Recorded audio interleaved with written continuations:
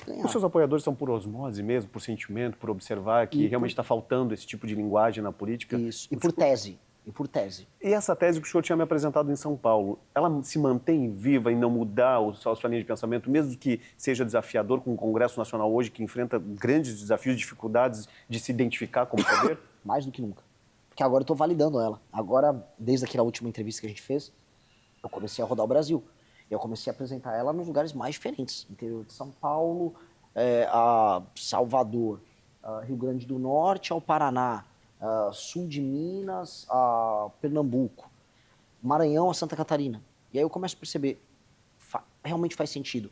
Quando eu pude ver, por exemplo, aqui em Santa Catarina, a crítica que a gente faz ao Pacto Federativo na boca das pessoas que moram, por exemplo, na região oeste, e quando eu pude ver no Maranhão aquilo que a gente falava sobre emenda sendo, vamos dizer, alvo de reclamação da população, eu falei, cara, a tese está certa. A gente tem que agora refinar e melhorar.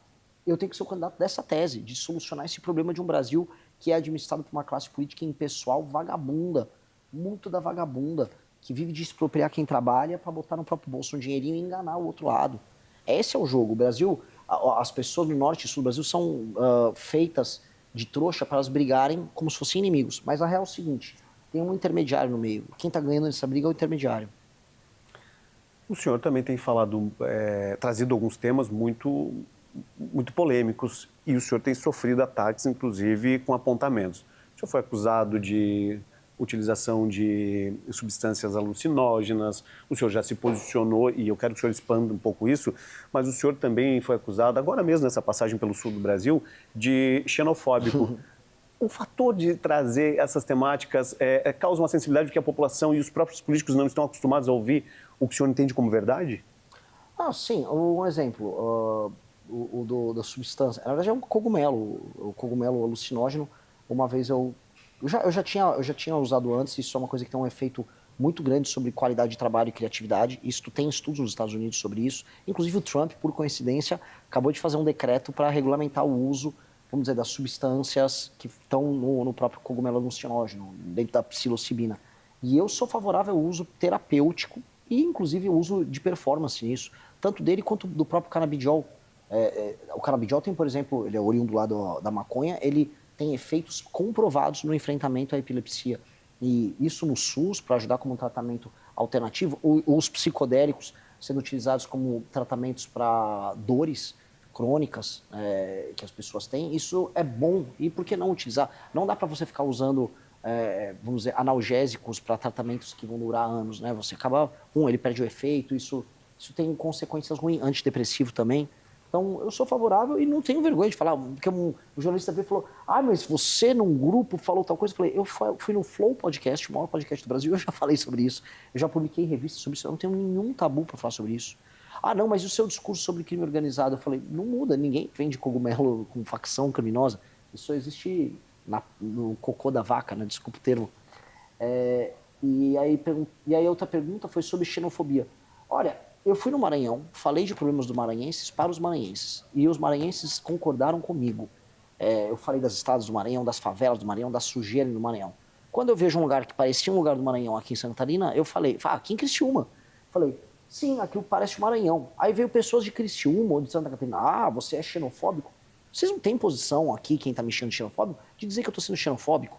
Minha relação com o Maranhão é uma relação que as pessoas não vão entender. Eu sou uma pessoa que vai no Maranhão tratar do problema maranhense. Tanto que o lugar que estava sujo, que era Coroadinho, que eu denunciei lá no Maranhão, o prefeito teve que ir lá limpar. E foi lá, o prefeito, e limpou. Porque as pessoas têm uma demanda por isso. Eles não sabem jogar com a minha relação com o Estado do Maranhão. E, objetivamente falando, não havia nada de xenofóbico. Eu também, no próprio vídeo que eu soltei, eu comparei o Pinheirinho aqui em Criciúma com a Cracolândia em São Paulo. Aí eu estou sendo xenofóbico com São Paulo? Não tô, isso é só conversa mole, o pessoal quer levar todas as discussões para um sentimentalismo barato. Mas é um pouco do efeito da internet, que as pessoas hoje elas não aceitam opiniões diversificadas, onde estavam acostumados a ouvir os problemas que estão latentes, estão visíveis e que parece que a própria sociedade não percebe? Claro que é, porque é o caminho mais fácil, quando você não quer lidar com aquele problema, é você querer descredibilizar a pessoa que emitiu a opinião. E aí chamar de, isso é xenofobia. Assim, é meio bobo, né? Porque você tem um problema tão grande. O problema ligado ao consumo de crack e à favelização em um lugar que tem uma qualidade de vida tão boa como o Criciúma, é um problema que deveria ser lidado de maneira muito madura e muito efetiva. A venda de crack e o consumo de crack no Pinheirinho e a tomada daquela faixa ao redor da ferrovia lá da Teresa Cristina, aquilo deveria ser o tema central de todos os políticos e da própria imprensa. Por que o jornalista que estava me xingando disso não foi fazer uma matéria ali? Ele não tinha coragem? Eu fui com um grupo de pessoas a pé, ali no meio dos usuários de crack, entrevistei usuários de crack, conversei com as pessoas, conversei com os moradores. O que está rolando é uma invasão. O crime organizado está tomando uma área para si. Ninguém vai falar nada. Hoje eu soube que o prefeito, agora de Criciúma, quer tratar do assunto. Ó, que bom, graças a Deus. Não vou nem criticar ele, não conheço, nem sei se é um bom prefeito ou um mau prefeito. Torço para que faça algo. A gente deveria focar em resolver o problema. E sabe qual é a pior parte nessa história toda? Quando eu fui para o Maranhão, eu falei de problemas maranhenses para maranhenses na imprensa do Maranhão. Ninguém me chamou de xenofóbico. Aí vai um cara de Santa Catarina e me chama. Sabe? É meio besta, né? Assim, essa pessoa nunca botou o pé no Maranhão. Olha, eu botei o pé e os 8 pneus que furaram. O senhor falou sobre sua equipe. Uma equipe muito reduzida me chamou a atenção e eu queria que o senhor falasse um pouco disso antes de nós avançarmos para um tema bem interessante que fala sobre o Brasil também.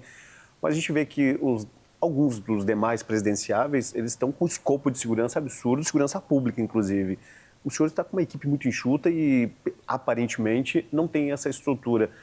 Diante do que o senhor aponta, dos nomes que o senhor cita, do cenário que o senhor tem construído aí, parece que não ter medo, de fato não tem medo de falar o que o senhor pensa e não tem medo de enfrentar qualquer represália ou qualquer ação que possa colocar a sua integridade física em risco?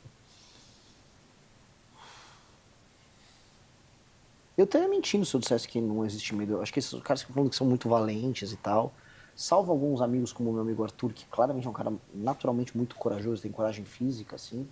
Quase todo mundo que eu conheço tem medo. O lance é se você para diante do medo, se o medo te faz assustar. Eu tô continuando, apesar de me preocupar com minha Eu digo, segurança. inclusive, em perseguição política mesmo. Com certeza. No Maranhão, a coisa que mais tem é pistoleiro de cidade pequena. Eu ia nas cidades pequenas e falava dos erros dos prefeitos. Para você chegar numa cidade pequena e o prefeito te botar para fora, mandar os jagunços dele te botar para andar, era a coisa mais fácil.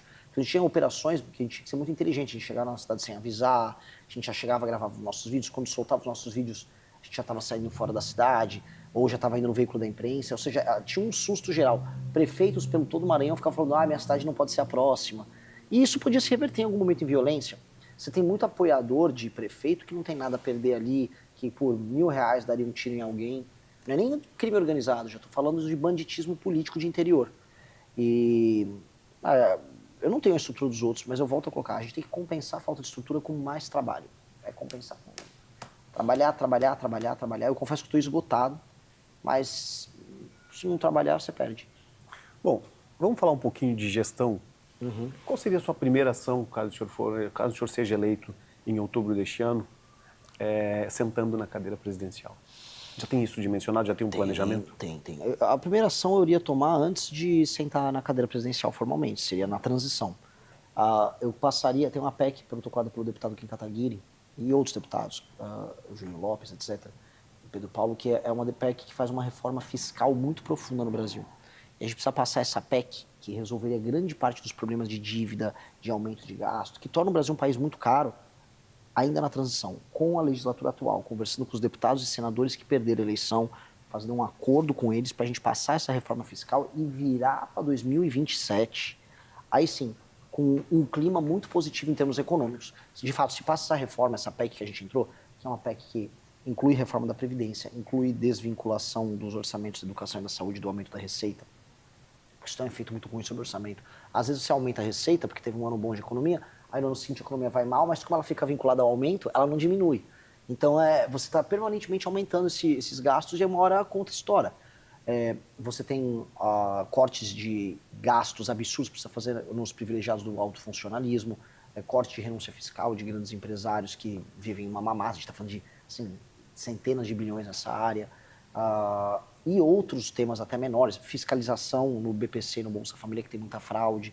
Com base nisso, a gente levantar um espaço fiscal para que a gente possa economizar coisa de 3 trilhões de reais em 10 anos. A gente está falando de economizar em 10 anos 25% do PIB brasileiro. É muita coisa. 1/4 do PIB ser economizado em um período de 10 anos.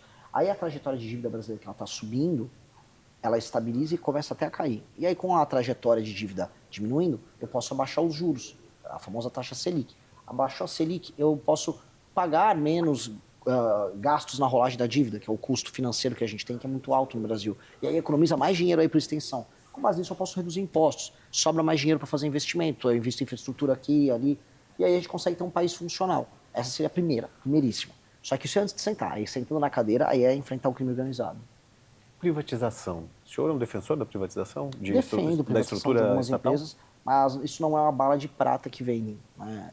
No sentido de assim, se a privatização for mal feita, como muitas foram mal feitas, você pode ter fraude. Vou dar um exemplo. Uma das extensões do escândalo do Banco Master foram a privatização da Copel, no Paraná, tocada pela turma do Banco Master, e a privatização do EMAI, em São Paulo, também tocada pela turma do Banco Master. O Tanuri, que é o sócio oculto, comprou as duas. Ele destruiu as duas empresas. Ele destruiu. Foi uma privatização em que essas empresas foram destruídas. Valeu a pena? Isso foi um golpe na praça. No fundo, a compra dessas empresas, ela terminou sendo paga pelo FGC. Porque no fim do dia, os balanços das empresas que adquiriram essas empresas públicas, elas foram maquiadas com títulos do Banco Master. Então, tem que ter privatização em algumas áreas. Correios é uma empresa, cara, que a gente não tem que ter o monopólio deles. Os dois bancos públicos federais, Caixa Econômica e Pelo Banco do menos Brasil. o Banco do Brasil ou a Caixa, a gente pode privatizar algumas operações, mas algumas operações podem continuar com o Banco Público. Porque existe uma coisa agora que os liberais vão ter que discutir de maneira clara. Com a inteligência artificial e com o machine learning, você vai começar a ter ganhos de informação e ganhos de produtividade em escala absurda. E aí a centralização faz sentido. Por exemplo, o SUS hoje não é bom o serviço do SUS. O SUS, em vários lugares, ele tem graves problemas de acesso. As pessoas não conseguem acessar para você fazer os exames, demora muito para conseguir agendar uma cirurgia e fazer, demora muito. Pois bem, com o uso intensivo de tecnologia, machine learning, com prontuário único, você vai conseguir parametrizar os dados, você vai conseguir criar as bases de dados em que a inteligência artificial vai poder falar, pô, você, de acordo com todo esse histórico que você teve, hipertensão, tal coisa, você vai desenvolver diabetes. Portanto, vamos fazer um tratamento prévio para você não desenvolver diabetes, para eu ter menos gastos com medicamento, com uma eventual cirurgia lá na frente? Ao fazer isso com prontuário único, mais machine learning e inteligência artificial, a quantidade de dinheiro que a gente economiza e a quantidade de fila que economiza é gigante. O presidente de El Salvador, Nayib Bukele, ele lançou um aplicativo que foi feito junto com a Google. E nesse aplicativo, uma das coisas sensacionais que ele tem vou dar um exemplo, você pode ter médicos que estão ociosos hoje aqui em Criciúma, mas eu estou com um médico que está no pico está faltando médico em São Paulo para atender uma consulta. Se você faz isso via um aplicativo, o médico ocioso aqui fica disponível para atender a pessoa em outro lugar. E aí você começa a diminuir a velocidade nos atendimentos, para fazer teleatendimento. Com o teleatendimento você consegue fazer as receitas dos remédios, e aí você consegue descobrir onde os remédios vão ser alocados, e você fazer o deslocamento logístico dele com um custo menor. Você consegue também preparar melhor os estoques. Então isso tem um efeito de economia em cadeia gigantesco e de melhor atendimento gigantesco. E isso faz com que um sistema como o SUS, que é estatal, funcione muito bem. Assim como a gente pode ter, vamos dizer, ganhos em escala em algumas empresas públicas. Dito isso, tem que privatizar algumas. Tá? Eu dei toda essa volta que é importante para explicar uma nova mentalidade que a gente tem que ter sobre isso, mas, ao mesmo tempo, Correios vão privatizar, sabe? Codevasf está fazendo sentido, sabe? São perguntas boas de fazer. Vamos falar de STF.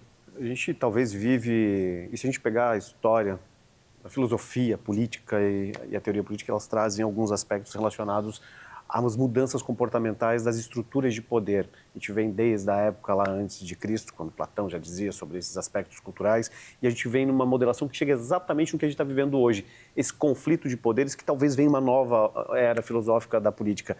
O senhor acredita que está uma bagunça e que, de fato, o STF hoje ultrapassou todos os limites que condizem com a realidade, a atividade e o que a Constituição prevê?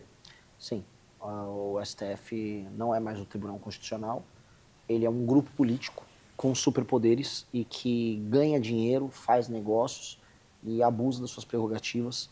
E é um poder arrogante, um poder que não admite contestação. O que o Gilmar Mendes fez com o senador Alessandro Vieira é vergonhoso. Foi de uma indelicadeza, de uma agressividade gigantesca. A participação nesses escândalos de corrupção envolvendo ministros do STF é assustadora. E o correto, era eles pedirem afastamento, né? Mas eles não vão pedir, eles querem brigar. Essa é a parte mais maluca, eles querem brigar, eles querem contestar. Teve agora um videozinho que o Zema fez lá, um vídeo de IA, inofensivo, Aí o Gilmar Mendes, não, bota esse vídeo aí no inquérito das fake news. O Gilmar tá maluco. Isso é maluco. Isso é coisa de alguém que tá viciado em poder, que perdeu qualquer contato com a realidade. E como contei isso? O senhor, como pré-candidato à presidência, tem alguma resposta para isso? Porque se o Congresso seria responsável por realmente comandar essas discussões, levar em consideração impeachment, a gente não consegue. O senhor defende o impeachment? O senhor acha que isso vai acontecer no Brasil? Eu defendo o impeachment, mas com a direita sendo bolsonarista hoje, eu sou muito cético. Porque o maior abafador de crise com o judiciário é o Flávio Bolsonaro. E isso acontece porque o Flávio Bolsonaro foi salvo pelo Dias Toffoli e pelo Gilmar Mendes. Isso é nítido, isso aconteceu no ano de 2019, 20, 21, quando o Toffoli ele tirou as provas coletadas do COAF via uma ação do Flávio, o que beneficiou o Flávio e todos os outros envolvidos no Lava Jato que tinham provas obtidas pelo COAF. E depois, quando o Gilmar Mendes fez uma interpretação maluca sobre a legislação do foro privilegiado, dizendo que os crimes, ou eventuais crimes cometidos pelo Flávio, quando era deputado estadual, devem ser investigados pelo STF, dando a ele foro privilegiado, porque havia uma continuidade nos mandatos dele, que é uma invenção do Gilmar, apenas, vamos ser práticos, para beneficiar o Flávio. E o Flávio foi muito generoso, acabou com a Operação Lava Toga, foi generoso com todas as nomeações de ministro do STF do Lula agora. Então, eu sou muito cético em qualquer coisa muito agressiva vindo dessa turma. Mas nós vamos precisar fazer isso. Eu acho que não dá para falar em continuar com um ministro como Dias Toffoli ou como o Alexandre de Moraes da forma como está. Eles não querem sair, eles acham que nós temos que ver os negócios que foram feitos e as posturas recentes e achar que isso é normal. Existe isenção no STF ainda? Não existe nada. Está muito feia a postura do STF. O STF tem espírito de corpo. Na hora de dar bronca lá no Zema, primeiro, o que o ministro do STF está dando bronca num pré-candidato? Ele falou, não, olha, a gente ajudou ele lá numas dívidas de Minas. Então, diante de Deus, tem que ter dívida de gratidão com o tribunal. Que é isso que ele está falando. Ou seja, ele já confundiu completamente o que é uma Suprema Corte, que é uma Corte Constitucional de uma nação, com um grupo político em que você tem dívida de gratidão, dívida moral. O senhor Gilmar Mendes está doido. Doido. E é doido de quem ficou apaixonado pelo poder. Está tanto tempo exercendo o poder que já nem sabe mais o que é certo ou errado. Perdeu completamente o limite. Antes de encerrar nosso bate-papo, eu queria que o senhor fizesse uma leitura, um apontamento da sua leitura política, como pré-candidato à presidência, da família Bolsonaro. O senhor tem apresentado fatores que levam a possíveis irregularidades de gestão, de mandatos. E o senhor passa por um estado onde o senhor tem 3 nomes de Bolsonaro que podem concorrer. Jair Renan, possivelmente pré-candidato a deputado federal. Carlos Bolsonaro ao Senado, disputando inclusive com grupos políticos internos. E aí nós temos Flávio Bolsonaro à presidência. Como é que o senhor vê essa construção da família e exatamente também a vinda tanto de Carlos para cá quanto Jair Renan? Se o senhor tem uma opinião formada também. Porra, de anos, né? Eu acho assim, cara, quando eu comecei o impeachment da Dilma, a gente achou que as pessoas iam despertar para os problemas do Brasil, iam lutar por causa, a gente cantava na Paulista, não temos bandido de estimação. E era pela causa, não pelo político. De repente, aquelas mesmas pessoas viraram puxa-saco de uma família desqualificada. E assim, eu entendo algumas pessoas que apaixonaram pelo Bolsonaro, porque nunca houve, dentre as opções político-eleitorais, alguém que dizia, enquanto discurso, o que o Bolsonaro dizia para os eleitores antipetistas. Eu sou como você, eu defendo Deus, família, pátria, eu sou de direita, eu defendo que bandido tem que morrer, vagabundo tem que se... E acabou. E isso ressoou, porque soou muito verdadeiro para as pessoas. Muito. Mas quem conhecia o Bolsonaro na atividade política dele, sabia que o Bolsonaro só era um político do centrão, meio, vamos dizer, atrapalhado em termos cognitivos. Ele nunca foi um sujeito muito inteligente. Mas tudo bem, a gente, né, beleza, ele ganhou a eleição e tal. Aí a gente descobre os escândalos de corrupção envolvendo o Flávio, e assim, não dá para falar que o Flávio não estava envolvido num escândalo de corrupção multimilionário, que era o da rachadinha. Em que lugar do mundo um funcionário saca 80%, 90% do próprio salário e manda para um chefe de gabinete, para um operador? Em que lugar do mundo que uma loja da Copenhagen começa a ter vários depósitos em dinheiro, supostamente comprando produtos, e a sazonalidade do chocolate, que é super forte, por exemplo, no mês da Páscoa, não existe, você, em outros meses fatura mais, e batem os depósitos com a retirada dos salários dos funcionários. Os funcionários não trabalhavam lá na Assembleia Legislativa, obviamente era um escândalo de rachadinha, tanto que não era só ele que cometia, era praticamente todos os outros deputados estaduais na Alerj. Aí esse cara tem um escândalo de rachadinha, e aí para salvar o filho, esse, que é o Flávio, do escândalo de rachadinha, o Jair destrói a Operação Lava Jato, faz acordos com o STF. Então, quando a gente percebe isso, não é apenas que ele é fraco, mas ele é corrupto e ele trai as pessoas, ele usa e trai. Assim como ele usou e traiu aquelas pessoas que foram para frente do quartel, o correto dele como líder era ele falar, saiam da frente dos quartéis, não corram esse risco, eu estou indo para os Estados Unidos. Pô, ele foi para os Estados Unidos, para Miami, enquanto aquela galera ficou lá na frente do quartel, tomando chuva, passando Natal, achando que ia ter uma intervenção militar. Pô, isso não é coisa de líder. E é isso, é um cara fraco. Então eu não consigo admitir a liderança dos Bolsonaro. E sobre essa construção em Santa E Catarina? aí Santa Catarina. Pois bem, Santa Catarina é uma eterna bucha de canhão para os Bolsonaro.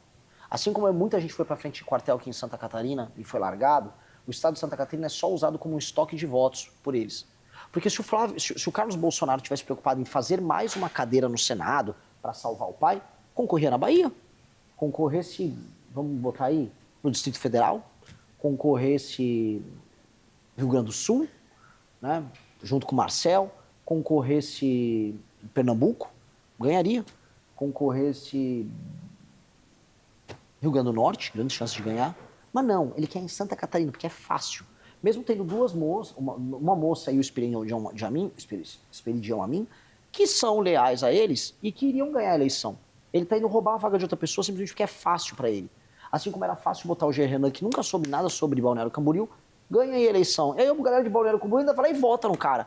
Aí botaram um cara com graves problemas mentais, sendo vereador em Balneário Camboriú, que é isso. E vão botar ele com graves problemas mentais para ser deputado federal. Aliás, graves problemas mentais que o Carlos também tem, né? São duas pessoas muito atrapalhadas do ponto de vista cognitivo. E aí o que acontece? Pô, não tá claro? Assim como o Bolsonaro usa e abusa dos seus seguidores, dos seus aliados, ele está usando e abusando do estado de Santa Catarina. Santa Catarina entregou tudo para ele, entregou voto, apoio, caravana, doação, apoio quando ele perdeu a eleição. E o que Santa Catarina teve de volta? Teve as estradas durante o governo dele? Houve essa chuva de obras aqui? Houve nada. A maior parte das estradas continua no mesmo estado de perdição. As obras do PAC da Dilma, lá que ligavam o Oeste, os entroncamentos, tudo assim, até hoje, eu até filmei ali. As obras estão rodando até hoje.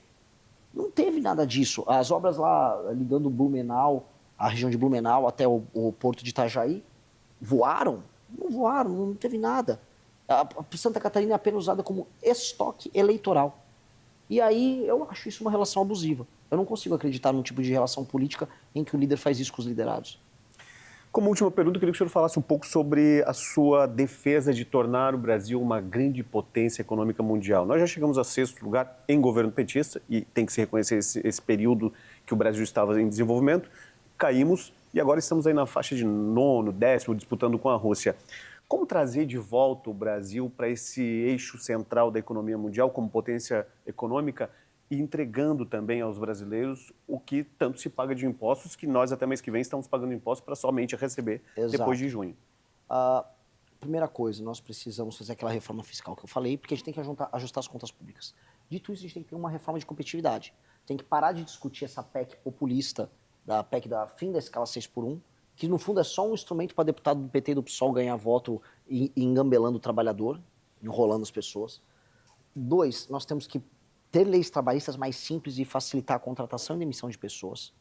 3, nós precisamos ter leis que desburocratizem a abertura e fechamento de empresas, isso, que facilitem o pagamento dos impostos. Isso tem que ser muito fácil. Porque a partir do momento que esses entraves burocráticos que geram insegurança jurídica desaparecem, as pessoas vão ter um espírito mais agressivo para investir em negócios. Negócios geram emprego.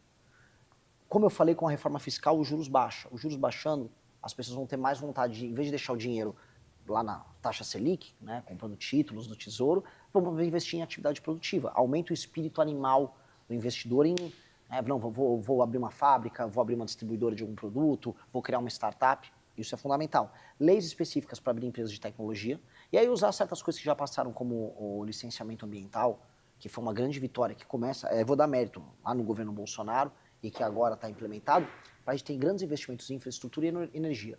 Energia envolvendo também energia nuclear, e eu venho falando muito, a gente tem que usar o urânio que o Brasil tem, e aí usar agora uma grande chance, que nos foi dada, que são as terras raras.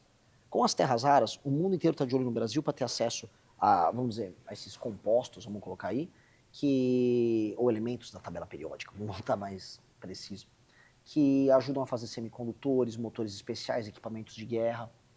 Ao invés da gente só exportar isso, como agora está rolando em Goiás, com mineradora aí de terras raras que foi vendida para os Estados Unidos.